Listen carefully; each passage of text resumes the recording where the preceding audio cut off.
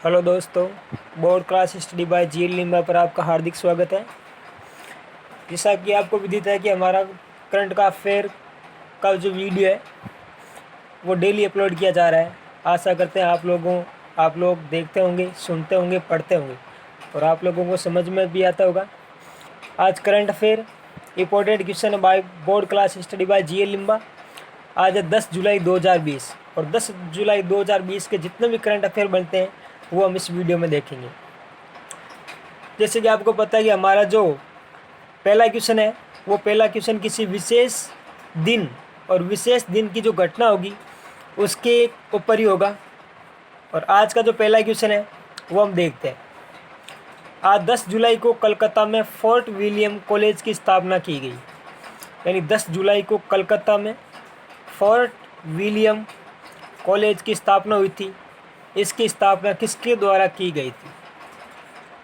इसकी स्थापना किसके द्वारा की गई थी? पहला ऑप्शन रॉबर्ट क्लाइव, दूसरा option Lord Macaulay, third option Lord Wellesley, fourth option Lord Ripon. तो कलकत्ता में फोर्ट विलियम कॉलेज की स्थापना किसके द्वारा की गई थी? लॉर्ड वेलेस्ली के द्वारा। किसके द्वारा की गई थी? लॉर्ड वेलेस्ली के द्वारा। कलकत्ता में कब की गई थी स्थापना? स्थापना 10 जुलाई 1800 ईस्वी में। कब हुई थी? 10 जुलाई 1800 ईस्वी में। और इस फोर्ट विलियम कॉलेज का कार्य क्या था या काम क्या था? इसका कार्य था जो सिविल सर्वेंट जो होते हैं आईएएस, उनकी ट्रेनिंग होती थी यहाँ पर। क्या होती थी? सिविल सर्वेंट जो आईएएस होते हैं उनकी यहाँ पर ट्रेनिंग होती थी पहले। अब ये जो विद्यालय है, विश्वविद्यालय, इसको लंदन में स्थापित कर दिया गया है। कहाँ पर स्थापित कर दिया गया है? लंदन में। अब इनकी जो ट्रेनिंग है वो लंदन में होती है। तो ये हमारा पहला क्वेश्चन था। कलकत्ता में फोर्ट विलियम कॉलेज की स्थापना हुई थी 10 जुलाई को और इसकी जो स्थापना है वो लॉर्ड वेलेस्ली के द्वारा की गई थी। याद रखना, स्थापना 10 जुलाई 1800 ईस्वी में हुई थी। कब हुई थी? 10 जुलाई 1800 ईस्वी में। इसका कार्य था सिविल सर्वेंट को ट्रेनिंग प्रदान करना। ठीक है दोस्तों। दूसरा क्वेश्चन, हाल ही में कौन सा देश चेचक मुक्त घोषित हो चुका है? कौन सा देश चेचक मुक्त घोषित हो चुका है? बहुत इंपॉर्टेंट क्वेश्चन है कि कौन सा देश है चेचक मुक्त घोषित हो गया है। पहला ऑप्शन मालदीव, दूसरा ऑप्शन श्रीलंका, तीसरा ऑप्शन दोनों या चौथा ऑप्शन कोई नहीं। तो इसमें मालदीव और श्रीलंका दोनों जो देश है वो चेचक मुक्त घोषित किए जा चुके हैं। इनका जो चेचक मुक्त घोषित करने का जो लक्ष्य रखा हुआ था वो लक्ष्य रखा हुआ था 2023 तक। कब तक रखा हुआ था? 2023 तक। लेकिन ये देश 2020 में यानी पहले ही चेचक मुक्त घोषित हो चुके हैं। श्रीलंका और मालदीव दोनों देश चेचक मुक्त घोषित हो चुके हैं। तो इंपॉर्टेंट क्वेश्चन है, याद रखना।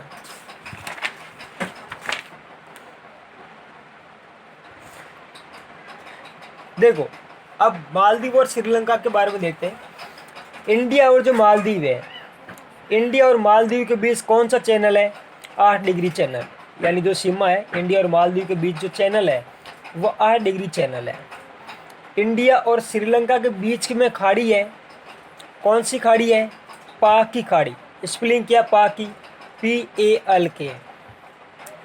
इसको हिंदी में बोलते हैं पाक जल डमरू मध्य। क्या बोलते हैं? पाक जल डमरू मध्य। बहुत इंपॉर्टेंट है, बार बार क्वेश्चन में पूछता है कि पाक जल डमरू या पाक की खाड़ी किसके मध्य है या कहाँ पर है? इंडिया श्रीलंका में। इंडिया और श्रीलंका के बीच में पाक की खाड़ी है। तो ये मोस्ट इंपॉर्टेंट क्वेश्चन है, आप लोगों को याद रखना है। और इंडिया और मालदीव के बीच जो चैनल है उसको बोला जाता है 8 डिग्री चैनल। तो ये सेकंड क्वेश्चन हो गया हमारा। आज का थर्ड क्वेश्चन देखते हैं। हाल ही में भारत को सबसे बड़ी तितली का खिताब मिला है। किसका खिताब मिला है? सबसे बड़ी तितली का खिताब मिला है। उसका नाम क्या है? दोस्तों बहुत ही मोस्ट इम्पोर्टेंट क्वेश्चन है। भारत को सबसे बड़ी तितली का खिताब मिला है। उस तितली का नाम क्या है? उस तितली का नाम है गोल्डन बर्ड विंग तितली। क्या नाम है? गोल्डन बर्ड विंग तितली। कहाँ पर पाई गई है? उत्तराखंड में।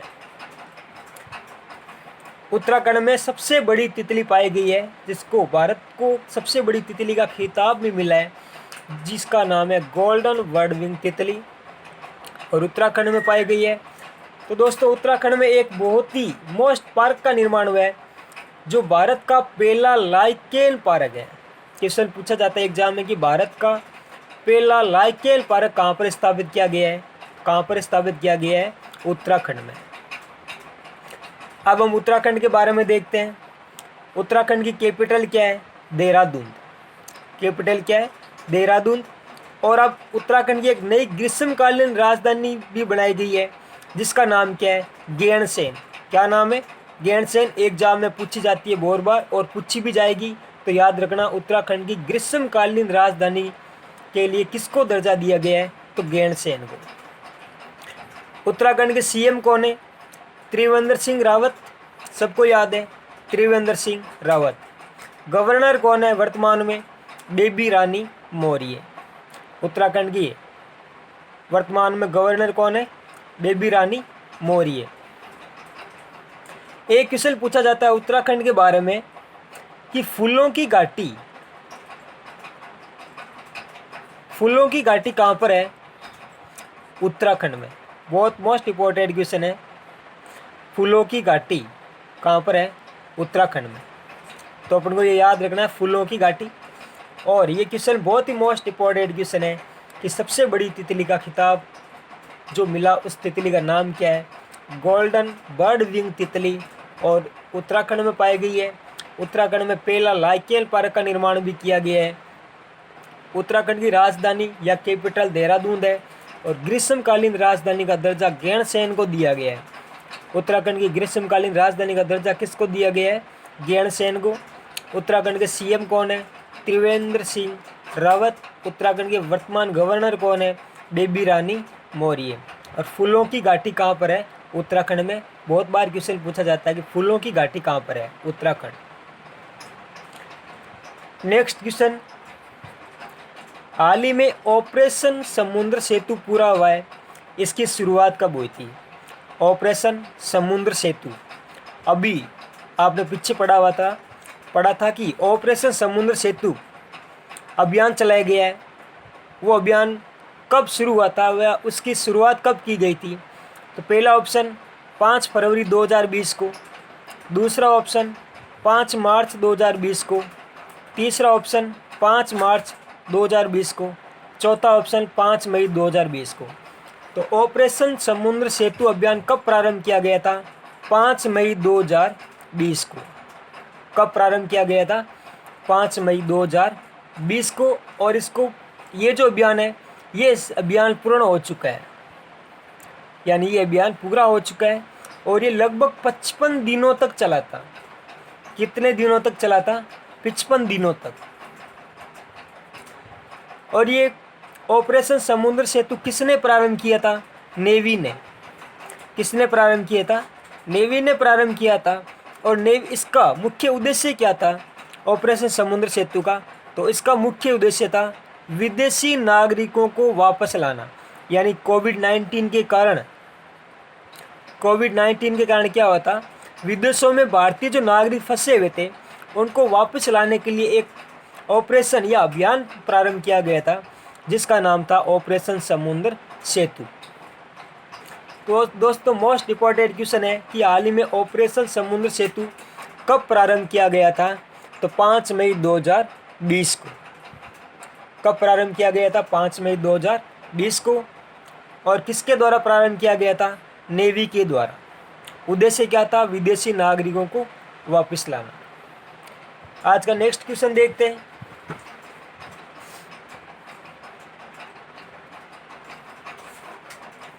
हाल ही में सीमा सड़क संगठन, बोर्ड रोड ऑर्गेनाइजेशन, जिसको संक्षेप में बोला जाता है BRO, ने 6 सामरिक पुलों का निर्माण किया है। 6 सामरिक पुलों का निर्माण किया है। तो BRO बोर रोड ऑर्गेनाइजेशन के बारे में सत्य कथन क्या है? पहला कथन, इसकी स्थापना 1960 में हुई थी। दूसरा, ये रक्षा मंत्रालय के अधीन कार्यरत है। तीसरा, इसका कार्य बॉर्डर क्षेत्र की आधारभूत संरचना विकसित करना है। तो दोस्तों देखो, अपन BRO के बारे में देखते हैं। BRO की जो स्थापना है वो 1960 ईस्वी में हुई थी। कब हुई थी? 1960 ईस्वी में। और BRO सीमा सड़क संगठन किसके अधीन कार्यरत है? तो ये रक्षा मंत्रालय के अधीन कार्य करता है। किसके अधीन कार्य करता है? रक्षा मंत्रालय के अधीन कार्य करता है। और इसका कार्य क्षेत्र कौन सा है? इसकी कार्य क्षेत्र है बॉर्डर क्षेत्र। बॉर्डर की जो सीमा है, जो क्षेत्र है, उसकी आधारभूत संरचना विकसित करना है। ठीक है, तो इसमें पहला ऑप्शन, इसकी स्थापना 1960 में हुई, सही है। दूसरा, यह रक्षा मंत्रालय के अधीन कार्यरत है, सही है। तीसरा ऑप्शन, इसका कार्य बॉर्डर क्षेत्र की आधारभूत संरचना विकसित करना है, तो ये भी सही है। यानी इसमें सभी कथन क्या है? सत्य है। और दोस्तों वर्तमान में रक्षा मंत्री कौन है? राजनाथ सिंह। ठीक है, रक्षा मंत्री कौन है? राजनाथ सिंह। तो ये जो क्वेश्चन है दोस्तों मोस्ट इम्पोर्टेंट क्वेश्चन है, ये भी ज़रूर पूछेगा, या ये जो ऑप्शन देगा इसमें कोई न कोई गड़बड़ी करेगा और वो ऑप्शन घुमा देगा, इसकी स्थापना में गड़बड़ी कर देगा, या रक्षा मंत्रालय के स्थान पर कोई दूसरा मंत्रालय दे देगा, बोलेगा कि इसके अधीन कार्यरत है। तो अपन को याद रखना है कि जो बोर्ड रोड ऑर्गेनाइजेशन है वो रक्षा मंत्रालय का अधीन कार्यरत होती है। ओके दोस्तों, अब देखो, इस सीमा सड़क संगठन ने 6 सामरिक पुलों का निर्माण किया है। इस पुलों का निर्माण कहाँ पर किया है? जम्मू कश्मीर में। कहाँ पर पुलों का निर्माण किया है? जम्मू कश्मीर में 6 पुलों का निर्माण किया है। किस प्रोजेक्ट के तहत? इस प्रोजेक्ट का नाम है, क्वेश्चन पूछेगा, बोर्ड रोड ऑर्गेनाइजेशन ने किस प्रोजेक्ट के तहत सामरिक पुलों का 6 सामरिक पुलों का निर्माण किया है? तो उसका नाम है प्रोजेक्ट संपर्क। दोस्तों याद रखना उसका नाम क्या है? प्रोजेक्ट संपर्क। इसमें जो दो पुल हैं वो जम्मू कश्मीर के कठुआ ज़िले में। कौन सा ज़िले में? कठुआ ज़िले में। और जो 6 पुल है वो जम्मू कश्मीर के अखनूर ज़िले में। किस ज़िले में?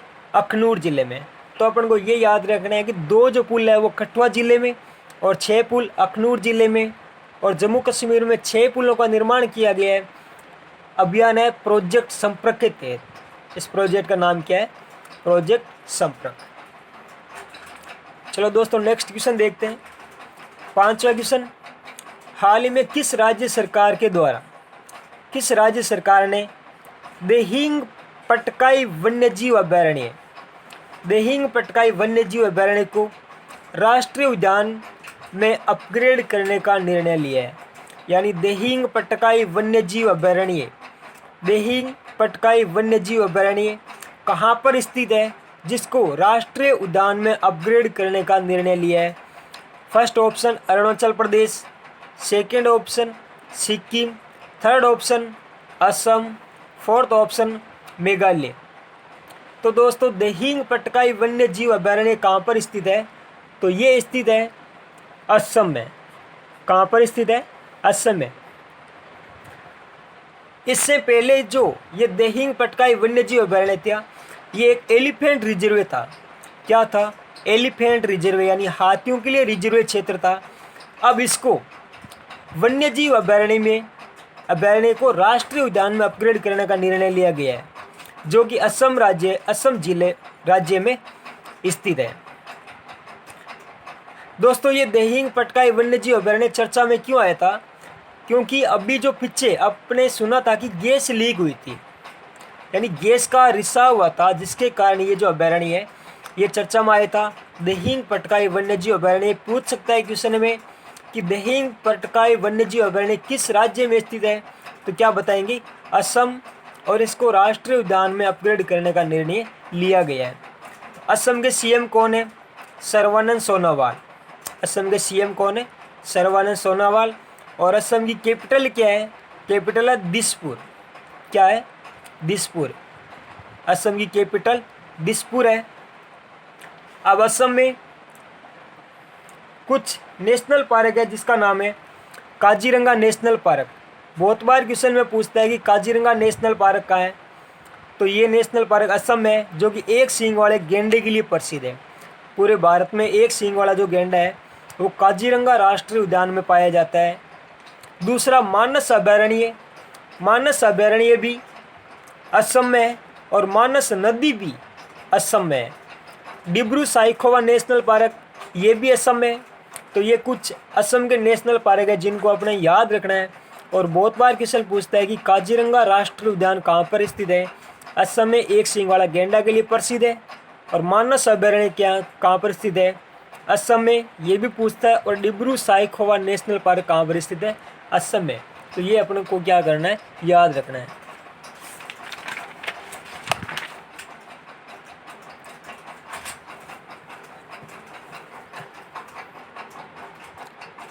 दोस्तों नेक्स्ट क्वेश्चन, छठा क्वेश्चन, हाल ही में जारी कैंसर तैयारी सूचकांक 2020। अभी कैंसर तैयारी सूचकांक जारी किया गया है 2020। उसमें भारत की रैंक क्या है, यानी कैंसर तैयारी सूचकांक 2020 में भारत की रैंक क्या है, 5वीं, 6ठी, 8वीं या 10वीं। तो कैंसर तैयारी सूचकांक 2020 में भारत की जो रैंक है वह 8वीं रैंक। कौन सी रैंक है, 8वीं रैंक। और इसमें कैंसर तैयारी सूचकांक 2020 में फर्स्ट रैंक पर कौन है, ऑस्ट्रेलिया। कौन सा देश है, ऑस्ट्रेलिया। और दूसरा देश कौन सा है, साउथ कोरिया।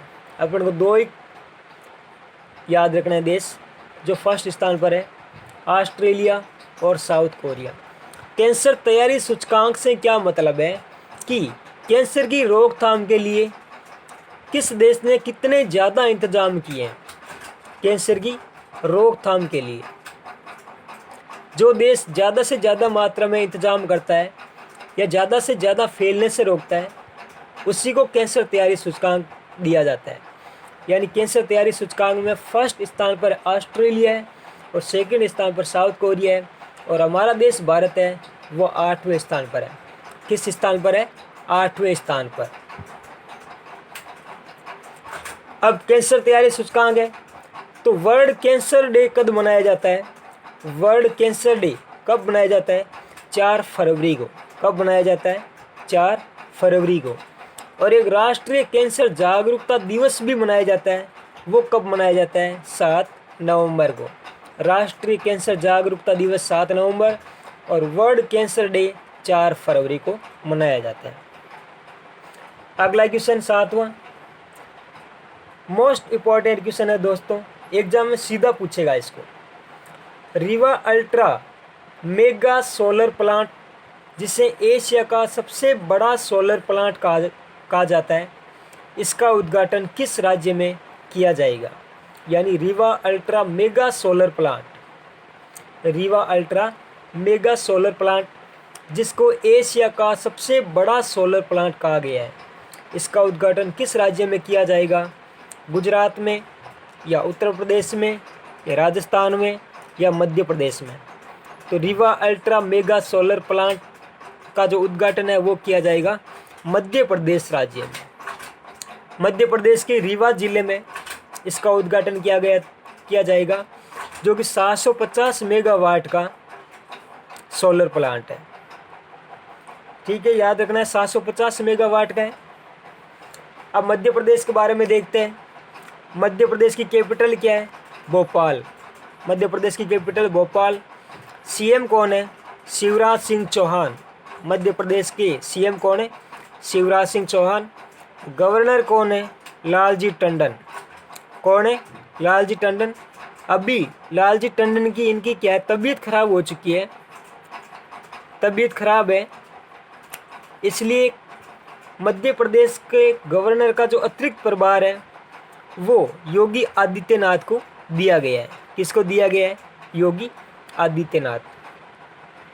और एमपी में एक प्रसिद्ध मंदिर भी है, खजुराहो का मंदिर, मध्य प्रदेश में है, जिसका निर्माण किसके द्वारा किया गया था, चंदेल वंश के द्वारा। किसके द्वारा किया गया था, चंदेल वंश के द्वारा। चंदेल वंश के जो राजा हुआ करते थे उन्होंने खजुराहो के मंदिर का निर्माण किया था, जो कि मध्य प्रदेश में स्थित है। नेक्स्ट क्वेश्चन देखते हैं दोस्तों। 8वां क्वेश्चन, किस भारतीय राज्य ने 8 जुलाई को किसान दिवस के रूप में मनाया था? किस भारतीय राज्य ने 8 जुलाई को किसान दिवस के रूप में मनाया था? आंध्र प्रदेश, छत्तीसगढ़, राजस्थान या उत्तर प्रदेश? तो 8 जुलाई को किसान दिवस के रूप में आंध्र प्रदेश राज्य ने किसान दिवस मनाया था। 8 जुलाई को किसान दिवस के रूप में आंध्र प्रदेश राज्य ने मनाया था। ये किसान दिवस किसकी पुण्यतिथि पर मनाया जाता है? तो आंध्र प्रदेश के 14वें जो सीएम थे वाईएसआर रेड्डी, उनकी जयंती पर किसान दिवस मनाया जाता है। वाईएसआर रेड्डी जो है वो किसान हितैषी योजना लागू करने के लिए जाना जाते थे, जिनकी जयंती पर 8 जुलाई को किसान दिवस मनाया जाता है। पहली बार किसान दिवस कब मनाया गया था? 2019 में। पहली बार किसान दिवस कब मनाया गया था? 2019 में। अब आंध्र प्रदेश, इसके बारे में देखते हैं। आंध्र प्रदेश की कैपिटल क्या है? हैदराबाद। प्रस्तावित कैपिटल कौन सी है? अमरावती। सीएम कौन है? जगन मोहन रेड्डी। आंध्र प्रदेश का सीएम कौन है? जगन मोहन रेड्डी। और गवर्नर कौन है? विश्वभूषण हरिचंदन। गवर्नर कौन है? विश्वभूषण हरिचंदन। यह 8वां क्वेश्चन हो गया। दोस्तों, अगर आपको हमारा वीडियो पसंद आता है तो हमारा channel board class study bye GL Limba को ज़्यादा से ज़्यादा मात्रा में शेयर करें, सब्सक्राइब करें और अपने दोस्तों तक पहुंचाएं। अगला क्वेश्चन, असम की पहली ट्रांसजेंडर न्यायाधीश कौन है? असम है दोस्तों ये। असम की पहली ट्रांसजेंडर न्यायाधीश कौन है?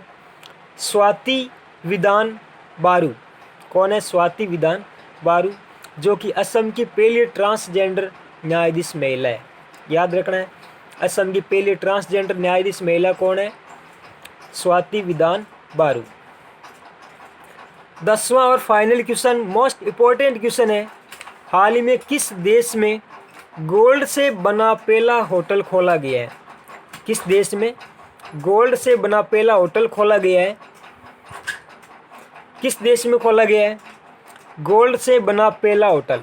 यानी ये जो होटल है, इस होटल में बाथरूम है, खिड़कियां हैं, गेट है, चेयर है, जो भी है सारा सामान किससे बनाया गया है?